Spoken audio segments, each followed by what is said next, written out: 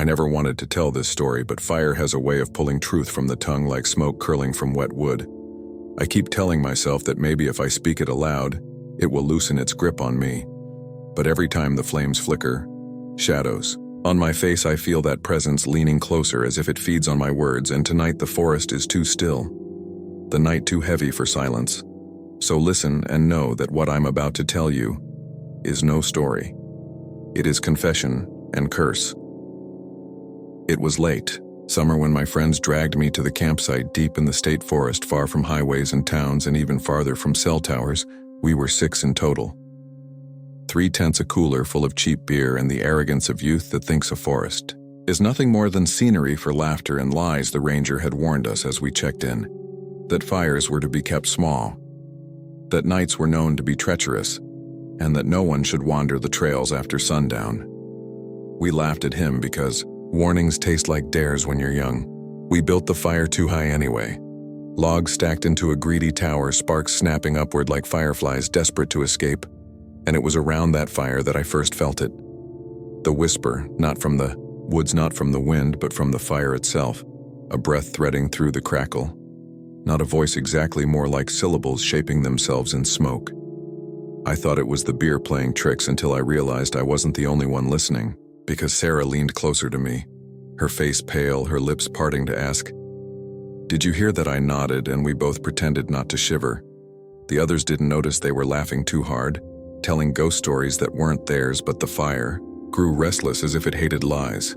The logs split louder, sparks spat further, and the smoke coiled low, hugging the ground instead of climbing the stars. The whisper returned clearer this time, and I swear it said my name low. And hissing stretched by the crackle like my own fear speaking back to me. I wanted to stamp it out, kick dirt on the flames, but something about it held me like a gaze. And when I tried to look away, my eyes burned as though the fire had hooked them with heat. That night, when we zipped into our tents, I couldn't sleep. The whispers had followed me, soft and suffocating, crawling under the nylon walls. Sarah whispered across from her tent that she still heard it too. "We should leave," she said, but no one listened in. The morning everyone joked about raccoons or wind except us two. The fire sat cold, but I swear the ash still breathed. The second night we drank more because fear tastes better with alcohol. We circled the flames again, and someone suggested we tell true stories instead of borrowed ones. The fire flared at that word. True, as though it approved, and suddenly the woods fell into silence. No insects, no owls, nothing but our breath and the crackle. When it was my turn to speak, I felt my throat tighten, because I had no story worth telling, but the whisper leaned through the smoke and offered me one, words unspooling inside my skull like strings pulled taut. I opened my mouth and spoke, but they weren't my words. I told a tale of a boy burned alive, in this very forest, accused of setting fires. Though he swore innocence, I described his screams, how they melted into sparks, his flesh turning to cinder, his mouth full of smoke. I had never heard this story before, yet every detail rolled off my tongue like memory. And when I finished, the fire roared so tall we stumbled back. Sarah stared at me horrified. "Who told you that?" she asked, her voice sharp and cracking. I told her I didn't know, but the whisper in the flames chuckled low, like wood, collapsing into coal. That night none of us slept. By the third night something was wrong with Mark. The loudest of us, the one who mocked the ranger, the one who threw beer cans into the flames. He wouldn't sit near the fire. He claimed he saw faces, in the smoke, eyes too many to count.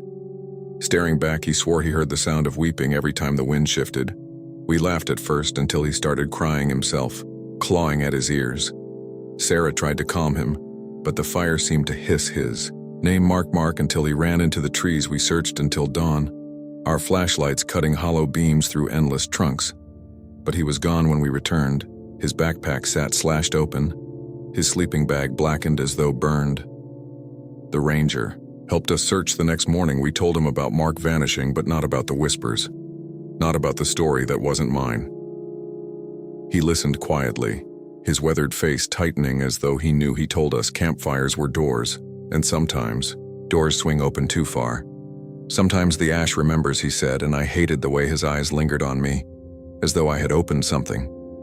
The group wanted to leave, but cars can't be packed quickly when panic claws at your bones. By the time we gathered our things, the sun had bled out behind the trees and darkness fell like a lid. The fire we tried to douse flared back up on its own logs, black yet burning with pale flame. It lit our campsite against our will. And in the center of that, pale fire, Mark stood, or what was left of him. He was ash in outline, body-shaped smoke, eyes hollow yet glowing. He raised his hand and the fire hissed louder. We screamed. Some ran. But I couldn't move because he was looking only at me.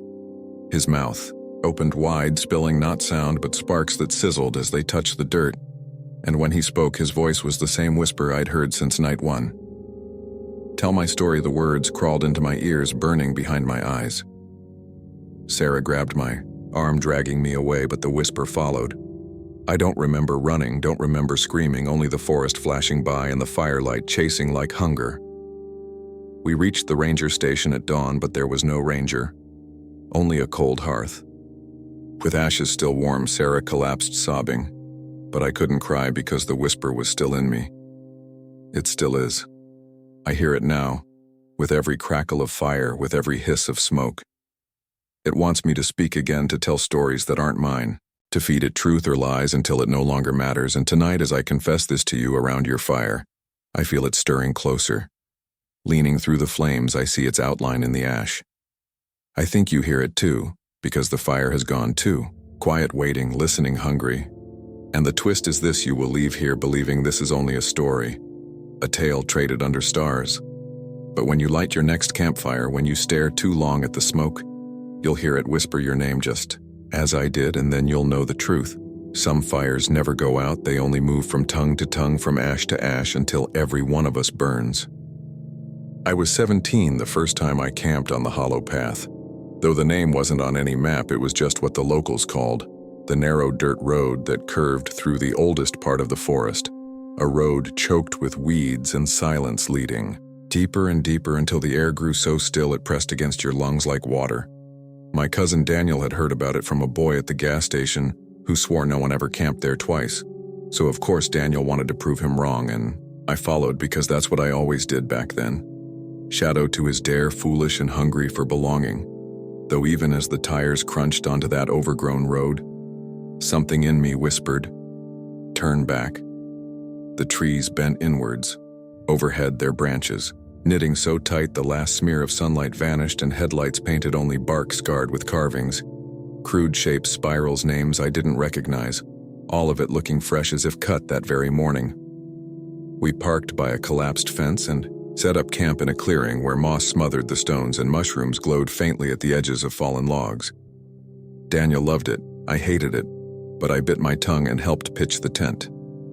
The night came quickly, heavy as a blanket, and we lit a fire. Though the wood was damp, it smoked more than it burned, and the smoke curled low, never rising, as if the air above refused to let it climb. We joked to hide our unease, swapping cheap ghost stories, but the forest swallowed our voices the way deep water swallows light. Even laughter sounded muffled until Daniel dared me to walk the path alone with only a flashlight and come back with proof I'd done it.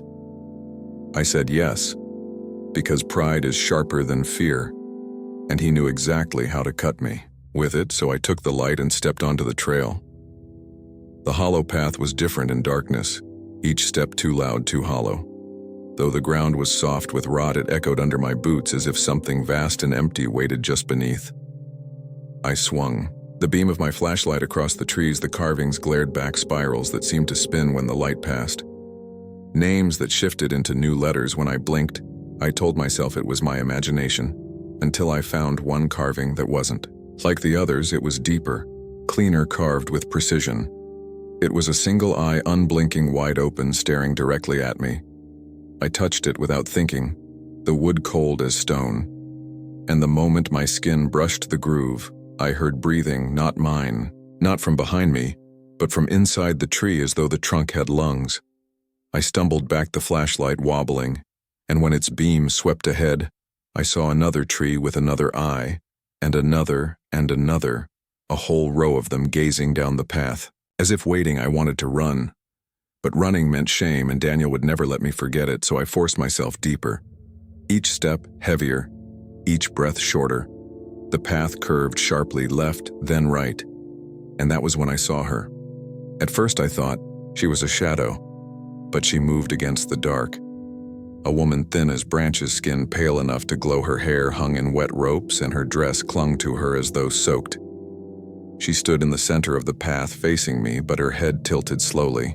With each crack of the branches under my boots, I told myself she was just some lost camper, someone real, someone explainable. But the closer I stepped, the more I saw her face wasn't right. It wasn't a face at all. It was bark, stretched thin, over. Hollows, no eyes, no mouth, just the impression of features as if carved crudely and abandoned. I froze, unable to breathe. The flashlight shook in my hand and the beam jittered across her shape when it touched the hollow where her eyes should have. Then she moved. Not toward me, not away, but sideways into the tree, her body blending with the trunk, slipping into it like smoke swallowed by wood. I screamed. Then, though I never remembered making the sound, and I ran, forgetting pride, forgetting proof. Crashing back down the hollow path, the forest echoing with something that wasn't footsteps but still followed close. When I broke into the clearing, Daniel laughed at my face, pale and sweating. He thought I was faking until the trees at the edge shivered, though there was no wind, and I dropped the flashlight into the dirt. I begged him to leave, but he refused, not until he walked the path himself. So he went, despite my pleading. And I sat by the fire, counting every second, each minute, until he returned. Except he didn't return. Not for an hour. Not for 2. I called his name until my throat cracked. The forest gave nothing back. When I finally saw light, it wasn't his flashlight. It was a faint glow down the path, like lanterns swaying. Slowly side to side, I thought it was him at first, until I realized there were too many lights. Dozens, maybe hundreds, moving in rhythm, and between the lights, shapes shifted, tall and narrow, and leaning forward like trees that walked. I crawled into the tent, shut my eyes, pressed my hands to my ears, but it didn't help because I could hear them moving closer, whispering in voices like creaking wood, sometime deep into the night. Daniel returned. I knew it was him because he spoke my name softly, just outside the tent, begging me to let him in. But his voice was wrong, stretched thin, dry, like leaves crumbling. And when I looked, I saw his shadow cast against the tent wall, long and twisted branches, where arms should be antlers, where his head should have been. I didn't let him in. I couldn't. Instead, I waited until dawn. Gray light bleeding into the clearing. When I finally crawled out, he was gone. The fire was dead. The path looked empty, but the carvings on the trees had changed. Where the names once were, there was only mine, carved over and over, deeper each time, as though the forest had written me into itself. I ran. I don't remember grabbing anything, not even the car keys. I just ran until the trees thinned and the sky opened, and I stumbled onto asphalt. I flagged down a trucker who looked at me like I was half insane, but he drove me back to town and I never went back. Never saw Daniel again. Though sometimes I dream of him standing among the trees watching me with that hollow face, waiting for me to follow. When I pass a patch of woods, I swear I hear my name creak from the trunks, and when campfires burn too low, I see the shapes swaying in the smoke like lanterns on a path, and I know the forest hasn't forgotten me. The twist is this: Daniel did come back, not just that night, but many nights since. He comes to anyone who listens to my story. His shadow follows the words each time I speak it, like tonight here with you, because the hollow path isn't a place. It's a door, and telling you this is opening it. You'll see it soon, maybe not tonight, maybe not tomorrow, but one night when you're walking home. The street lamps will flicker like lanterns swaying, and you'll hear footsteps hollow echoing behind you, and when you turn, you'll see a path where there should be none, leading into the dark, carved with names, one of them yours. I should never have gone with them that night, but peer pressure is a cruel fire, and I was always the kind of fool who would rather burn than be left in the cold. It was the summer after graduation, and the world ahead felt wide and empty. So when Tony suggested we celebrate by camping in the old amusement park, I agreed, even though every instinct in me screamed no. The park had been closed for years, shut down after some accident no one wanted to talk about, though everyone had a version of it. A girl who fell from the Ferris wheel, a boy who vanished in the funhouse, a fire that gutted half the rides, leaving black skeletons against the sky. None of the stories matched, but they all ended the same, with silence and abandonment. Weeds rising through asphalt, rides frozen mid-motion, as if the park itself had taken one last breath and never exhaled. We hopped the rusted fence under a bruised sky, 6 of us armed with backpacks, flashlights, and cheap bottles, and the sick thrill of trespassing. The air inside the park was different, heavier, as though the gates sealed more than just space. As soon as my feet hit the cracked pavement, I smelled it, old iron, sweet and sour like rust and rot. The rides loomed ahead. Ferris wheel, skeletal, against the stars, bumper cars half submerged in weeds, the funhouse squatting like a blind face with its painted grin peeling away. The others laughed, nervous, too loud to be real sound, echoing strangely as if the park mocked us back. Tony led us, straight to the carousel, its horses frozen mid-gallop, their eyes glassy with mildew, the poles tarnished but still upright like spears stuck into the earth. He said this was the perfect spot to camp because the overhang would shield us from rain, so we spread our sleeping bags between the warped boards of the platform and lit a small fire in the center. The flames danced across chipped paint and broken mirrors, and for a moment it almost felt cozy. Almost until the music started. At first it was faint, a single tinkling note like a music box winding itself, then another, then a melody so warped it made my teeth ache. We froze bottles halfway to our mouths, staring at each other, trying to laugh it off, but failing. Tony swore he didn't do it. But the carousel turned slowly once, twice, horses jerking forward with grinding moans of gears untouched for years. I wanted to run, then pack up, leave, but no one wanted to be the first coward. So we stayed watching it spin slower than any ride should spin, as if something inside pushed it unwillingly. The fire guttered, low smoke crawling up into the painted canopy. When I looked back at the horses, I saw one had changed its head, twisted not up in gallop, but down, teeth bared in a human grin, its eyes no longer glass but dark pits that seemed to follow me. I tried to convince myself it was shadow until I blinked, and another horse had changed. Then another, all of them grinning wide, too many teeth, too human. And I realized with a cold rush that the laughter I heard wasn't ours anymore, it was theirs. Deep, low rumbling like 100 throats chuckling through splintered wood. Tony threw his bottle at one. The glass shattered, the carousel stopped dead. The laughter cut out, and in that silence I swear I heard breathing, not from one place but all around, above, below, behind, everywhere at once. We didn't sleep that night. Some of us pretended, eyes shut, bodies stiff. But I heard the shuffle of feet on boards, the creak of saddles, the wet sound of teeth grinding against wood around 3 a.m. Jamie broke. He grabbed his bag, said he was leaving right then, and stormed toward the gate. But he never made it. We heard his footsteps fade. Then a cry, sharp, short, then nothing. When we ran after him, we found his flashlight still glowing on the cracked asphalt, spinning slowly as if dropped mid-sprint. But no sign of him, no blood, no tracks, just silence thicker than before. We told ourselves he wandered off drunk. Maybe he'd show up by morning, so we crawled back to the carousel like fools, the fire dead. The air colder than before. That was when the mirrors around the platform caught our eyes, warped panels cracked but still standing. I saw myself in one thin, pale, but then I blinked and it wasn't me anymore. It was Jamie, smiling wide, his mouth stretching too far, his eyes hollow. I screamed and the mirror cracked down the center. The others swore they saw their own reflections change too. Parents, friends, strangers, all smiling that same impossible smile. By dawn we were broken, we wanted out. But the gate wasn't where it had been. No matter how far we walked, the fence stretched endless. The rides rearranged themselves in silence. The Ferris wheel closer, then farther. The funhouse looming, then vanishing, the park folding in on itself like a maze designed to keep us inside, we argued. We cried. Tony insisted we stay calm. But even his voice cracked when the laughter returned louder than before, echoing from every ride, every broken speaker, every shadow. By the time night fell again, we were too tired to fight. The second night claimed Maria. She swore she heard Jamie calling from the bumper cars, his voice begging her to help. She ran before we could stop, her flashlight beam bouncing between rusted metal. Then she screamed not once but over and over, the sound warping into laughter, until it wasn't her voice anymore. We found nothing but her shoes sitting neatly side by side on the cracked concrete. As though she had stepped out of them willingly, the carousel horses grinned wider, their wooden necks stretching as if swollen with joy, One by one, the park took them by the third night. It was Tony dragged toward the funhouse by shadows shaped like jesters, their painted faces cracking open to reveal black voids he fought. Claude screamed until the darkness swallowed him whole. His last words still echo in me. Not a cry for help. Not a curse, but laughter.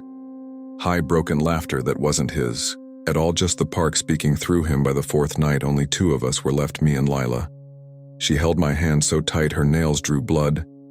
She whispered prayers into the fire that no longer gave warmth. We tried to keep our eyes shut, but the music wouldn't let us. It played from nowhere, from everywhere. Carousel tunes twisted into carnival screams until we opened our eyes and saw them surrounding us. Shadows with grinning mouths too wide to belong to any human. Their laughter louder. Then the flames. Lila couldn't take it.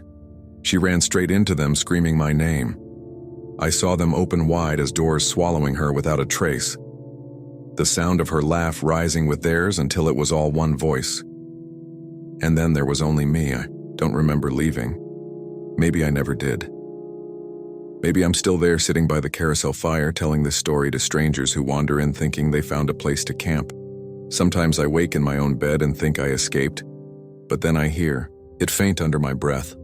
My own laugh stretching too far, sounding less and less like mine each time, and I know the park marked me, claimed me, carried me out in pieces like smoke drifting past the fence.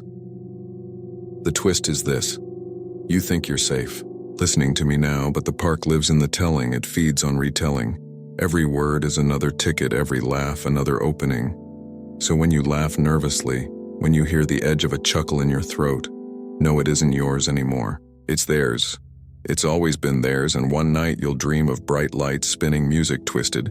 And when you wake, you'll be standing in the old amusement park, surrounded by horses with grins too wide and shadows waiting for you to laugh last.